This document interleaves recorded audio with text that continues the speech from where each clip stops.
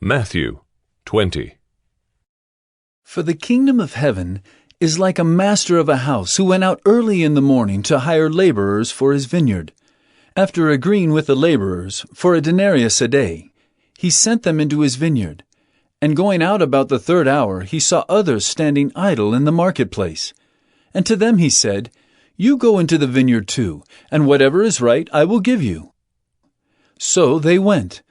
Going out again about the 6th hour, and the 9th hour he did the same. And about the 11th hour he went out and found others standing, and he said to them, "Why do you stand here idle all day?" They said to him, "Because no one has hired us." He said to them, "You go into the vineyard too." And when evening came, the owner of the vineyard said to his foreman, "Call the laborers and pay them their wages, beginning with the last up to the first." And when those hired about the 11th hour came, each of them received a denarius. Now when those hired first came, they thought they would receive more, but each of them also received a denarius.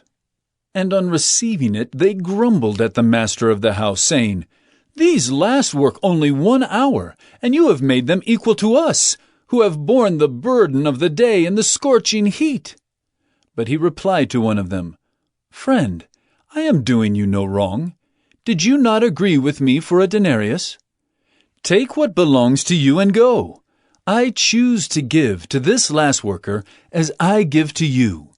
Am I not allowed to do what I choose with what belongs to me? Or do you begrudge my generosity? So the last will be first, and the first last." And as Jesus was going up to Jerusalem, he took the 12 disciples aside, and on the way he said to them, "See, we are going up to Jerusalem, and the Son of Man will be delivered over to the chief priests and scribes, and they will condemn him to death, and deliver him over to the Gentiles to be mocked and flogged and crucified. And he will be raised on the 3rd day."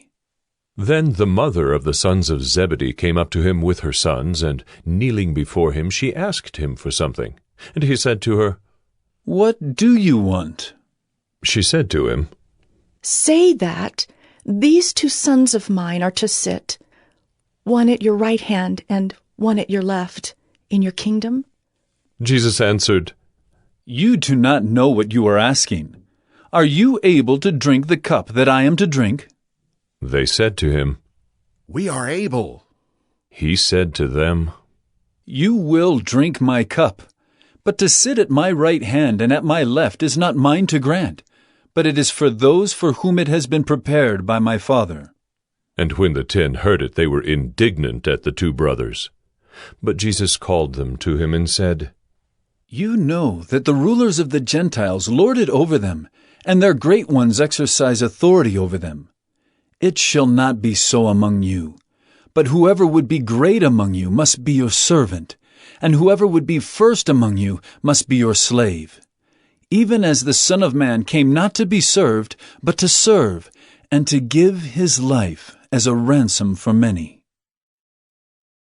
And as they went out of Jericho, a great crowd followed him.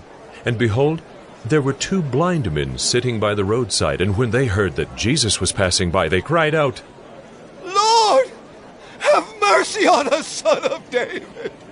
The crowd rebuked them, telling them to be silent, but they cried out all the more, "Lord, have mercy on us, Son of David."